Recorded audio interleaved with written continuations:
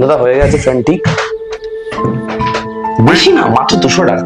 দাদা কিছু ডিসকাউন্ট হবে না দাদা? 200 টাকাই নেবেন? দাদা খাটনির পয়সা ডিসকাউন্ট দিতে পারবো না একদম। ও ডিসকাউন্ট হবে না, ঠিক আছে দাদা দেখুন একটা উপায় করা যায়। আমি টস করছি, ঠিক আছে?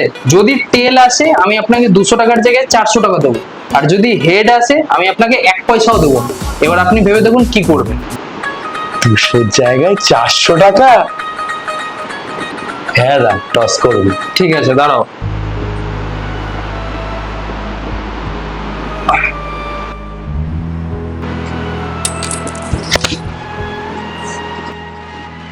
ঠিক আছে দাদা, হেড পড়েছে, আমি জিতলাম।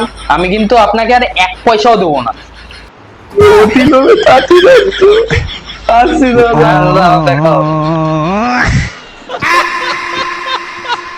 এরকম টেকনিক দেখালে তো আমাকে কোনোদিনও টাকা খরচ করতে হবে না, 2 দিনে কোটিপতি। আরে কি করছে? তাড়াতাড়ি সাবস্ক্রাইব করে দাও আর লাইক শেয়ারও করে দাও, কমেন্ট তো করবেই।